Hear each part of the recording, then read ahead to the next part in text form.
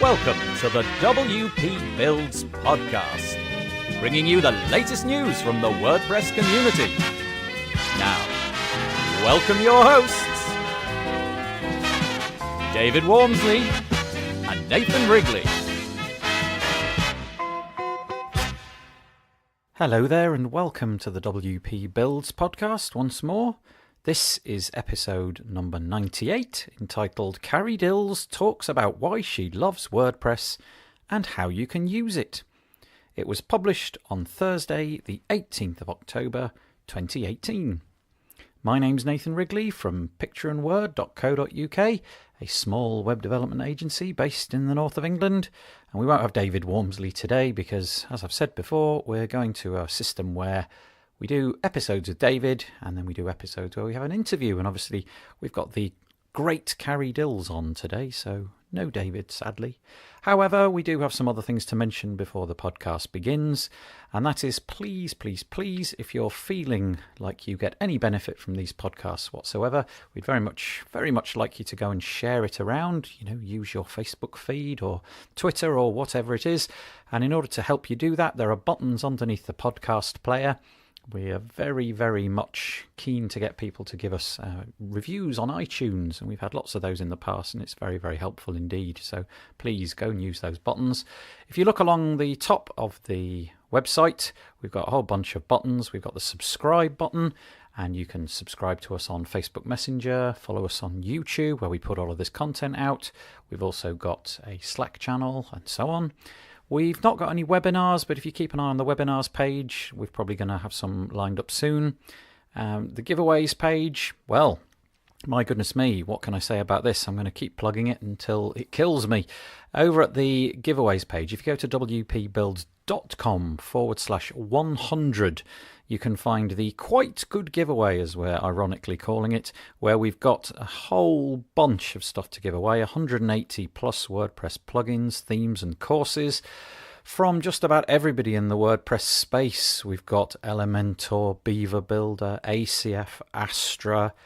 We've got Zach Gordon's courses. We've got Schema Pro, Project Huddle, WP Security Audit, Facet WP, WP Ultimo, Unstoppable Courses by Erin Flynn, Client Portal, Missing Letter, WOffice, Spark Chart, Kanban for WP, the Breezy Page Builder, Power Pack, WP Foamify.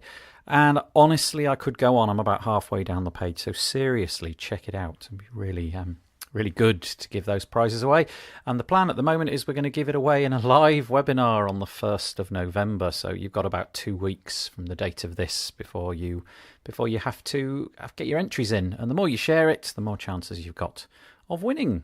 So yes, the only other thing I suppose I need to mention is the deals page. If you go to wpbuilds.com/deals, you can get money off Beaver Team Pro, Erin Flynn courses, Main WP, Blog Vault Malcare, Toolset, all the licenses, and Block Party.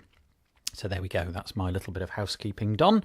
So now I'll talk a very small amount about what's going on in the podcast today. We have got Carrie Dils, who, ever since I started looking into WordPress a number of years ago, was right at the top of my radar of somebody that I really looked out to whenever I wanted to find out new things. She's a prodigious producer of content. She blogs, she makes podcasts, she's got a variety of child themes. She produces loads of courses. In other words, she's super busy in the WordPress space, live speaker and everything else. So I was really pleased to have her on the podcast today. And we talk around those things. How is it you keep those things going for so long? What is it that keeps you motivated? What are you working on now? And what do you think about Gutenberg and the future of WordPress? And she answers all of those questions for us today. So I would commend this to you. The only thing I would say is that we recorded this at probably, maybe 8 weeks or so ago now, and some of the stuff that we mentioned about Gutenberg might be a little bit out of date because the timeline has shifted so remarkably in that time, but nevertheless, I think most of it makes absolute perfect sense. Okay, so thank you, and I hope you enjoy this week's podcast. See you again for the news on Monday. Hello there, thank you for getting to the interview part of the podcast once again. Today, all the way from Texas in the United States of America, if you didn't know, is Carrie Dils. Hello, Carrie. Hello, Nathan. Thanks for having me. You are very welcome. Now, those of you that have listened to the podcast for any length of time will know that I haven't been using WordPress for a very, very large amount of time, possibly getting towards 3 years now, I would say. When I got into WordPress, you squirrel around and you try to find people who can teach you things and ways to do things. And Carrie, along with a couple of other people, was my sort of go-to source for all sorts of things, online marketing and just about everything else. So I guess my first question, Carrie, is how long have you been in the WordPress community doing WordPressy things? I need to get the exact date out, but I think it's about 5 or 6 years. And like you, I had a history in web development with other platforms, but just that long with WordPress. What? Just that's interesting. What were your other platforms? Mine was always Drupal and Magento. I was more classic ASP. I did do a Oh little bit of yeah. stuff with Magento.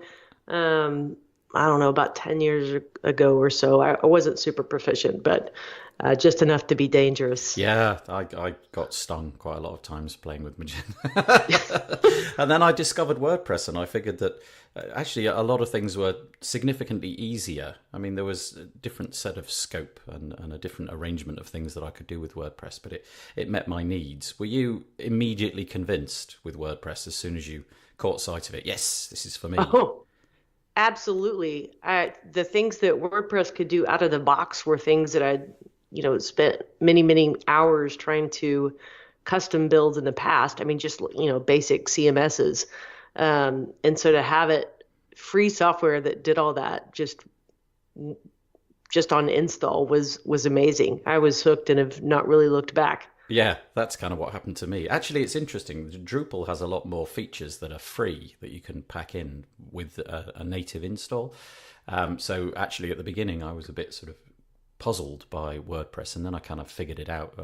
There's plugins. You use all these plugins, and you can pretty much restore any of the fun stuff that I was doing with Drupal. I kind of like the way it looked. I was drawn into the clean, polished look, and the fact that everything looked as if it had been designed well. The current UI is the UI that I was basically dealing with when I got into it. I understand from looking at pictures that it didn't look quite as attractive some years ago, but it's a lot nicer now. Now, getting on to your use of WordPress, what do you use it for? I know that sounds like a bit of a silly question, but are you currently building websites for people? Are you using it as a platform to promote businesses or marketing or courses or what have you? It's a bit of a leading question because I know that it's a broad answer that you'll probably have to give from that. Yeah, and you hit on several of them. When I first got into WordPress, I was using it as a platform to build client projects, and then also just for my own personal website and blogging and having a portfolio online. From there, in the past maybe 18 months or so, I've moved away from traditional kind of client services and building websites more into the education space. So I've built membership sites and education or e-learning sites, I guess you would say. And of course, I have a site for my podcast. And the nerd in me kind of likes building out those different little niche Yeah. sites. Do But you- yes, all in support of my business. Oh, so have you completely stopped 18 months or so ago? You no longer are looking for development or building work for other people? Correct. It has to be a pretty cherry project to take it on. Otherwise, my time is pretty much well consumed writing courses and doing the podcast. How did you get to the point where it was no longer something you wanted to do to build websites? Because I think it's fair to say that the majority of people working with WordPress are probably in some way, shape, or form connected with building sites, which then get bought by somebody else down the line, whether it's for an agency or you're a freelancer. Because that, to me, it always feels like a scary moment. There's always times when I'm sure we're all the same. I should do a e-learning course, or I should build something that I could sell off the back of WordPress, and I'm never made the move because I think I'm a bit too scared. Did you get any of that fear of, right, I'm finally cutting away from building sites? Um, there wasn't a fear per se. I think in my career, I've made multiple kind of leaps into new things, and I've always done that there's always uncertainty, right? It may or may not work. I may or may not be able to generate income with this. But I've always started from a place. I'm kind of like a squirrel squirrels away nuts. I tend to squirrel away paychecks, and so that I have a little security net when I jump, which, having a little bit of financial freedom lets me make those leaps without fear of, not being able to pay my bills. Yeah, that's a good idea. I need to be more clever with money. That's probably the key here. Hand to mouth, that's what it is. But I mean, we look at your website, which is over at Carrie Dils, which is CarrieDils.com. And we can see that over the past, I mean, I don't know how many of these things you're currently engaged in, but you've really have, like, the span of what you have done or are currently doing pretty much encompasses, well, everything that I know is attached in some way to WordPress. So, you've got lots of business resources, articles. You've got the Fearless Freelancer, which we could talk about in a moment.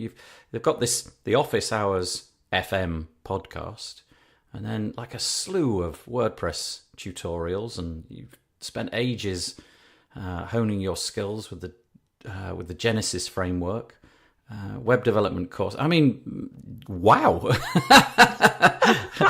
Are you like shiny object person? Do you sort of hit on an idea and think, yeah, gonna build it, and then just go for it and hope that it works out and abandon things that don't work? Or do you have all these things going on at the same time, trying to maintain them all?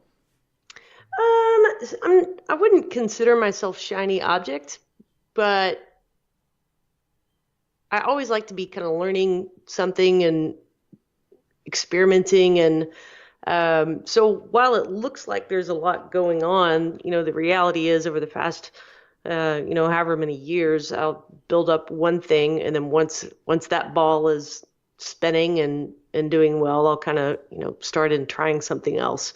Certainly some of those efforts have been simultaneous, but like the blog, for instance, I'm not very good about blogging these days, but I have a huge backlog of content, so it's okay. Yeah. There's still plenty of stuff there, even if I'm not, constantly adding to that library. So, and the same with the podcast. That's, I know you've been doing this podcast for a while, and for about 4 years, I've been doing the Office Hours podcast. And so even though I'm not pushing live episodes right now, I just finished season 5 earlier this month. There's still just a huge backlog of episodes and content. So it looks like there's a lot out there, but it's just been kind of slowly built up over time. You say that with all modesty, and I'm looking at your blog right now, and the last post was on the 5th of June, which is about 15 days ago, which is none too shabby. if you were to look at, I think, the majority of blogs, I guess that's a pretty recent thing. Do you beat yourself up though if things like that become stale, and if let's say you haven't touched the blog for a couple of months, or your podcast efforts you haven't been doing anything recently? Are you fairly laissez-faire about that, or are you driven and you want to get the next thing going? It's kind of mixed feelings. At this point, the blog, it does generate affiliate revenue for me.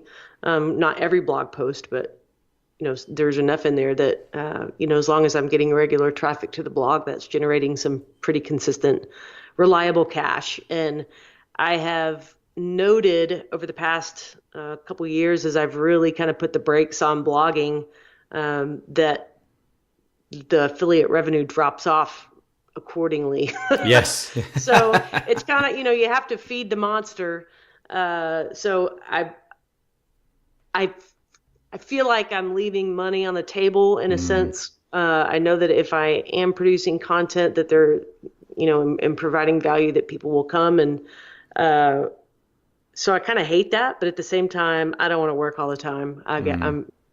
So I just let it be.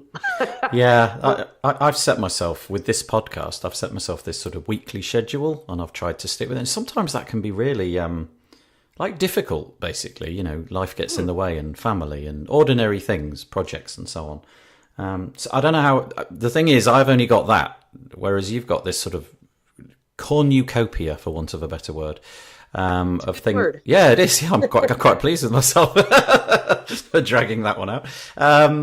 And so that I can't imagine how you would manage all of these kind of things, because simply my head wouldn't be able to cope with it. The podcast and my regular work is enough, and keeps me entirely busy. But the idea of having courses and a blog and a podcast, how often do you do the podcast? You mentioned seasons. Is that something you like, do 5 or 6 episodes and then release all of those in one big lump? So the first, I don't know, maybe 100 or so episodes were just like you're doing, showing up live every single week. And then that got to be exhausting. Like you said, there's not a lot of flexibility if an emergency comes up or, life just happens. And my friend Matt Medeiros, who runs the Matt Report podcast, yes. Plug and Tuts, he talked me into, or mentioned the beauty of going to seasons based. So, the idea being that you kind of do all the effort in one big role. You record the episodes, edit, etc. And then he's released his sort of Netflix style all at once, an entire season. And I've dripped mine. I'll do 10 episodes and then drip them over the period of 10 weeks. And that has worked better for me because it lets me invest my efforts kind of all at once and then write it out. Yeah. And let me move on and focus on something else, even while the podcast is still current. Yeah, I wonder about that for me, actually. It's something that I've thought about, and it hit on exactly the thing you said a moment ago, the idea of like a family emergency or something. Nothing has happened in the time that we've been doing this, but the idea that I'd feel a little bit of disappointment in myself. But if I set that up, if I set it up so that it was seasons, I could at least have that sort of flexibility. Yeah. What over the years, with all these different things that you're doing, what's been your favoured thing? What's the thing that you kind of wake up in the morning and think, oh, if I had all day, that's the one thing that I'd be drawn to, like blogging or website building or podcasting, whatever. So I'm going to give you a roundabout answer. It wasn't until maybe the last year that I was going to say education and courses. Nice. But as I think about it, I've been doing some form of educating all along. Yeah. I've just done it in different, I didn't call it that. I called it a podcast, or I called them, tutorials on my website. But the most satisfying part is when I get emails or hear from people who have, read a tutorial that helped them do something, or took a course and they learned how to build a website, or like, these are total strangers and somehow they're coming across my material, and finding it helpful, and that's enabling them to do something they want to do. And I think that's just the coolest feeling in the world. Yeah. And, when I remember starting out as well, I'm reading tons of, I still do read tons of, blogs and tutorials. So other people have played that role for me, and I'm a stranger to them. But that's the part that is motivating, is knowing that you're helping other people achieve their goals. I guess the nice thing about that is also, I don't know what the statistics are, but for every one person who actually writes, sits down and actually makes the effort to write a comment or write an email, there must be an awful lot more who've consumed the content and found it useful, but just for one reason or another didn't take the time to write the comment. It's like the tip of an iceberg. That kind of keeps you going, doesn't it? Do you have a thing which you're concentrating on right now? If we were to look at your calendar over the next few weeks, is there a particular thing that you're concentrating on? Yes, it is. I have a Genesis child theme that I sell, and it's long due for an update. And I am working almost full time. That's got most of my effort right now. revamping that to be Gutenberg ready. It's going to be some big changes. It's moving to an object-oriented programming. Yep. And PHP 7. So it's sort of it's all forward looking. And honestly, it's not the kind of code I've been used to working with and I'm comfortable with. So it's a big learning curve for me as I'm building it out. And I've had the help of Gary Jones as a developer that stepped in and really helped me understand some of these things and helped level me up as a developer. But that's what I'm working on. I really would like to get that out this summer to coincide with the Gutenberg release. Yeah. And and that's one of those efforts where it takes a lot of upfront time, but once it's out there and available for sale, then it's generating income, and it's not like buckets of gold pouring in, but when you have enough of those little revenue streams, they add up. Where are we going to find this theme? You will find it at right now it lives at store.carriedils.com. Okay. And don't even go look at it now. I mean, the theme is the theme itself I'm incredibly proud of, even in its current version. But what my sales website is pretty crappy. Oh, I see. So, yeah, ignore the sales website. The theme held within is fabulous. Do you do you find it tough? Is that a tough proposition these days, selling a theme? Because I mean, it seems that wherever I turn, there's themes, some good, some bad, but there's an awful lot of new themes coming out all the time. And do you have a loyal group of people who use your Genesis child theme that you're kind of relying on, or are you hoping for a new audience from this? I think I'm hoping for a new audience. Of course, I would love my existing customers to continue being customers. In addition to some of the other features I was talking about, really the thing I'm most proud about with that theme is that it's accessibility ready. And when I originally released that theme, I think there were no Genesis. It was the first fully accessible Genesis child theme.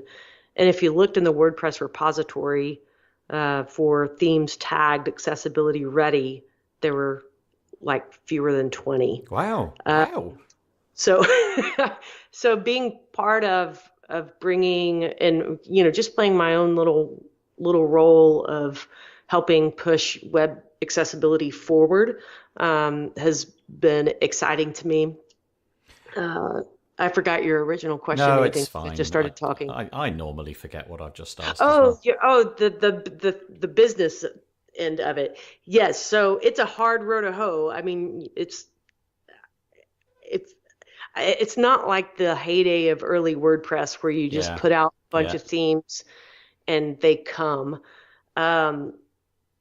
So it's not easy to make money with unless you're a huge established theme house like a Studio or an Envato marketplace.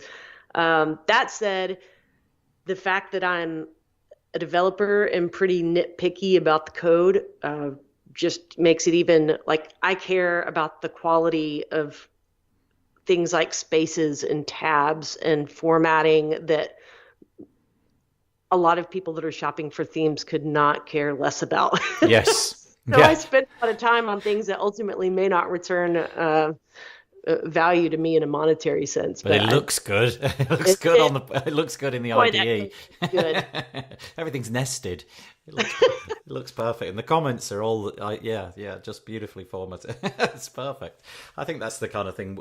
To be honest with you, whenever I shop around for anything related to WordPress, the crucial thing that makes me open my wallet is not necessarily how it looks. That I have this sort of balance of the ethics of the person, the sort of longevity of it, and the quality of it. And one of the things that I do spend time looking at is poking around in the code and having a look.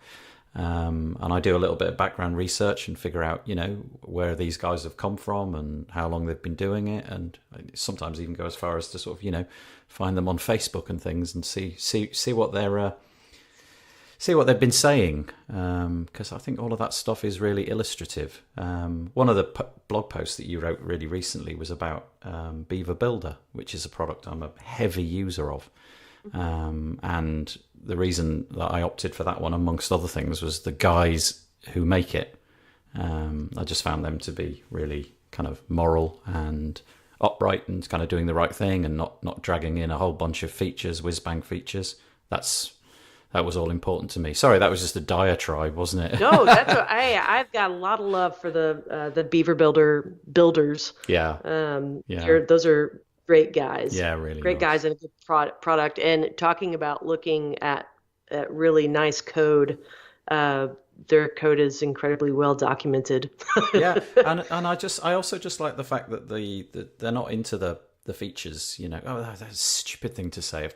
What I mean by that is they don't rush things out because everybody else is rushing something out. It's all stable, and I can click that update button really, really safe in the knowledge that nothing's going to break. And they could really, really break things if they wanted to.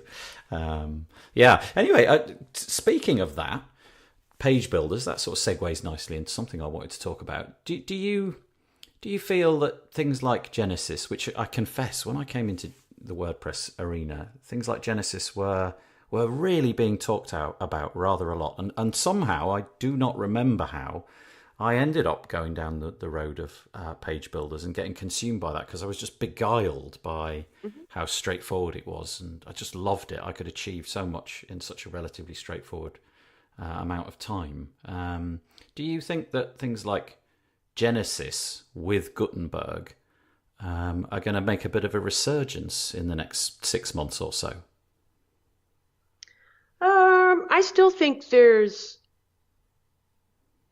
a product like Beaver Builder or any page builder for that matter, and then a product like Genesis, even with Gutenberg support, I think they just reach different audiences with different goals. So I don't necessarily see one at the expense of the other. I think there's a place in the market for both. I realize that probably sounds like a politic comment, but it really is. It's my belief. Yeah. Do you have high hopes for Gutenberg? I mean, I know that we actually had Tammy Lister on last week. Oh, yes.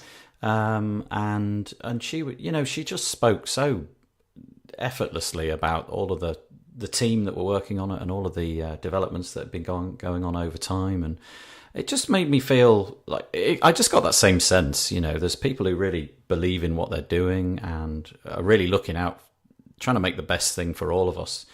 But we've had so many comments over the last year. The sky's falling in and so on. I'm really buoyant about it. I think everything that I'm seeing recently makes me very pleased. What are your thoughts on it? I was really pleased to hear Mullenweg's comments I was not at WCEU, but the other day, just reading and he actually set out what I'm hoping is an accurate roadmap. And let me give you an example from my own life. I have a course, a WordPress.com training course over on lynda.com. Lynda, yes. And that course is maybe 2-3 years old. But once we learned that, once Gutenberg was all of a sudden being talked about, it's like, okay, well, this course is going to need a refresh. It is. Because even though WordPress.com uses Calypso, the thought or the conjecture was eventually that will incorporate Gutenberg as well.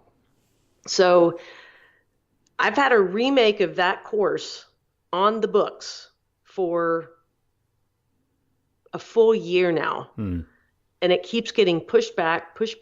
And just because there's no information about when Gutenberg will actually be available. And once it's available, then how long until it's up and running as part of Calypso. And it's just this question mark. And that's a very, small thing.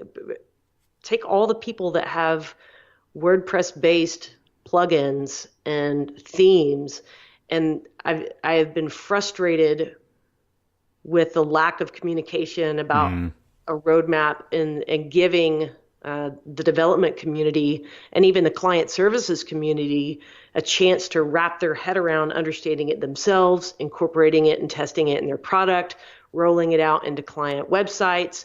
It's just, we've been operating without a ton of information. And so with Mullenweg to come out last week and actually give a timeline, that was very encouraging to me. It was. I come from the point of view of somebody who hasn't built a product or a course or a plugin or any of that stuff, and I'm just excited because for me, all I'll have to do is click a button and play with it, and build websites with it. But I get it. That must have been deeply frustrating. Did you lose some trust over that? Are you concerned that the timeline is sort of anecdotal, or are you figuring that timeline is, now he's said it, that's what's going to happen? Well, it's the most straightforward thing that's been said yet. I mean, he's put out timelines in the past, but we've blown by them. And this one actually seemed more well thought out. Like, here's where we're going to actually freeze development. Here's where we're going to give people a chance to. And granted, it's a pretty tight timeline. It is actually, yeah, I'd agree. People to get their act together, but at least at least there's some time carved out for it before it goes live. Yeah. I don't know. We could get into a whole other can of worms with confidence and. Is a little bit, maybe there's a little bit over time. You see, this is the sort of interesting thing that comes out with chats from people who've been a user of WordPress at a high level for longer than I have, because the last 3 years, apart from this Gutenberg blip, the last 3 years have been, it's nothing dramatic appears to it. There was no sort of like seismic shift. But you've probably seen some of this before, as you alluded to a moment ago. You've had things promised. Does this feel like one of those big moments? Or do you think a year from now everything will be calm and normal again? I have no crystal ball. Yeah, I just hope. I really do hope, because I love the way it looks. Like I said, I've been a big user of page builders and things like that, and I really like what it's going to do. There's an awful lot of product, I think, that's going to come around building pages and posts and what have you, little blocks, suites of blocks and all of that kind of thing. But interested. So you feel confident enough now that he said those words to get back into your Genesis child theme and start development again? Absolutely. And I had started the process already, but now that there's a firm timeline, it's kind of increased my desire to get that hammered out. But, one thing to remember as we talk about this, Nathan, like, we are the 1% of people who care or even know that these things are happening. Yeah, right. The vast majority of people that are using WordPress and enjoying it as a platform have no idea and don't need to have an idea of sort of all the things that happen behind the scenes. So, when you ask about, calm waters or that, I think that as a platform, it's incredibly stable in the way that it, and that users can be incredibly confident in it. I think it's just the very minority of us that are involved in sort of the minutia that get worked up. I completely, I agree with that. In the sense that the 1% are just you. The 1% are like you, doing things complicated with it. Then there's a smaller, possibly a larger percentage like me who are building things with it. So we're not actually delving too deeply into the code and what have you. And then there's the other 90 whatever percent who just want to be able to log in, write stuff, click publish, and be done with it. And I think for them, it's going to be super cool, so long as things don't break. I'd be really interested in a quick delve into what it means when you have to update this child theme of yours on a sort of moderately technical level, with Gutenberg coming around the corner. What do you have to actually do to prepare for it? Yeah, so it's actually not as, thankfully, a lot of people, and I can provide you some links for show notes, but I don't have names off the top of my head. But a lot of people have written some very helpful content about how to kind of get your theme ready or your plugin ready for Gutenberg. And it's not overly complex. There's basically, as far as theme support goes, you can add theme support for wide images, which span. So imagine you have a container for your content, and a wide image would bleed out over that a little bit, or a full width image, which would go edge to edge to the browser. And then you would have to include the styles to support that capability. Other than that, Gutenberg it has its own styles. So if I did nothing to my theme and somebody activated Gutenberg, or the Gutenberg plugin, they would still be able to use Gutenberg, no problem. But the look of it would not match my theme. And when they're in the Gutenberg editor, I guess you'd call it a Gutenberg editor, your text editor. Yeah. It would, again, not match the theme. So really, it's, as far as themes go, it's pretty much about adding support for that wide image, and then styling out all the different blocks for both the editor and then the front end view.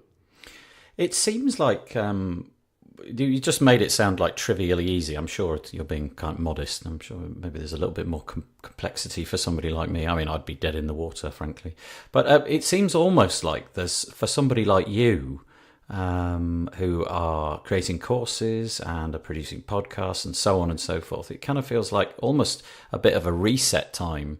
And there's a lot more opportunity to create new and interesting content, because all of a sudden a big fundamental part of WordPress has changed. Do you sort of have any plans in the Gutenberg direction for tutorials, courses, podcasts, and all of that kind of stuff?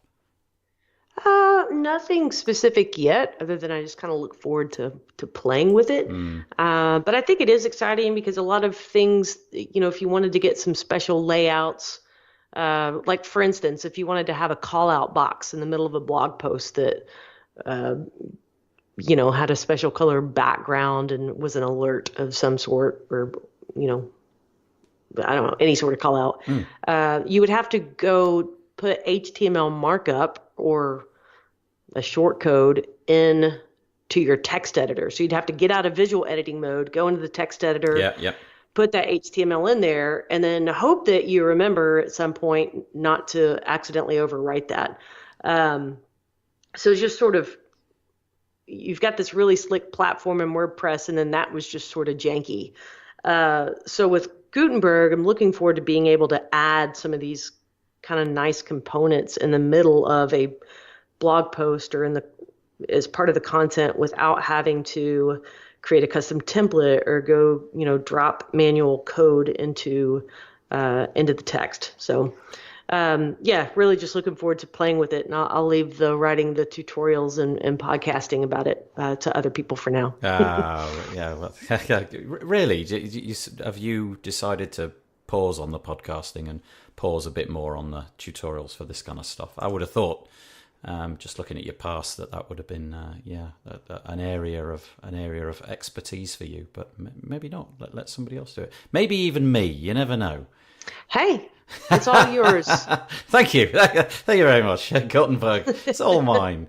I'm going to use the word spreading yourself thin. That's probably an incorrect analogy, but having so many irons in the fire, as we've described a couple of times already, do you find that a difficult thing to manage? Do you can you keep those balls juggling in the air all at once, or does it take a strain? As I said earlier, just doing this podcast for me is enough. I think anything, if I tried to do a second podcast, for example, or a blog consistently, I think it would render all of my things difficult and would have a strain on me. Is that something you sort of feature of your life, or? It is. I've had to get better at managing my time and blocking my time to work on one thing. So like today's going to be a writing day. I'm not going to do any code today. I've just got stuff to write for an upcoming course.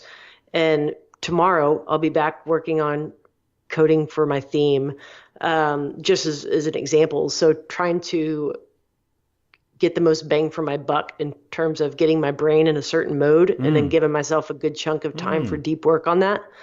And then something else that I've committed to in 2018 was the idea of no one-off efforts. So everything that I do, for instance, you mentioned that post on my blog earlier about Beaver Builder. That was a case study from a client project I did.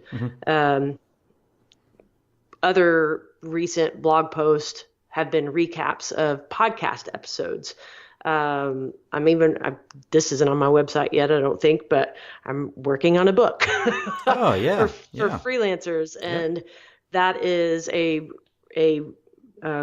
reworking of some old blog post, a reworking of some courses that I have. So in other words, everything I do, I want to be able to reuse it in at least one other way, so that it doesn't feel like I've got 13 different things going on. Yeah. In reality, it's it's less going on. I'm just publishing them in different formats, if that makes sense. Yeah, it does. And to be honest with you, the way that my brain works is I kind of fixate on one thing at once, and I have to do that thing until I don't know what, some major fault in my head, but I've kind of got to finish the thing that I started. I don't know why that is, but I do. I think that's a good quality. Oh, it's a killer. Honestly, I mean, if something's big, can you imagine, if something takes a long time, I somehow get obsessed with that. And I'm really unable to flit to do a day on this and a day on that. I mean, I can, but I don't like it. There's something I feel uneasy about it. But I guess if you've got that capacity, it makes the week a bit more interesting if you're doing a day on this and a day on that and a day on the other thing. At least there's a bit of variety, whereas I'm stuck in the same thing for 3 months at a time. Yeah, that's different. We are all different, that's for sure. Absolutely. Where can we find your stuff? What's the best place to find Carrie Dils online, whether that be Twitter or your courses? Essentially what I'm saying, Carrie, is would you like to plug things for a couple of minutes? Why, yes. CarrieDils.com is sort of the central hub of activity. If someone's listening and they're a freelancer, head over to Facebook. I have a free group called the Fearless Freelancer, which is just a community for people who are either currently making a living free time or full time, or thinking about making the leap from full-time employment into self-employment, and meant to be a support community. So you can find me in either one of those places, and would love to say hello to anybody that's listening. That's a cool thing. Is that something, again, is that like something that you did that you felt a need for because you had, been through those problems, and supporting each other is a good way of doing it? Absolutely. Yeah, the little Facebook group that David and I run around this podcast tends to coagulate around those kind of things. There are lots of posts that come up about exactly that thing, and just sharing it can sometimes be the quickest way to offload it, I think. That's cool. What was that again? I'm going to go and join as soon as this is finished. The Fearless Freelancer. So It's the same name as, I also have the site, thefearlessfreelancer.com, with my courses. Yep. But this is just meant to be a supplemental community where people can get in and get to know me and get to know some other freelancers. It's a desperately isolating job, this, sometimes, and yeah, it's a really beneficial thing for you to be doing. Thank you very much, Carrie Dils. Our time is up, I'm afraid to say. Thank you for coming on the podcast. I really appreciate it. Thank you for chatting with me. It's been a pleasure. Yeah, you're very welcome.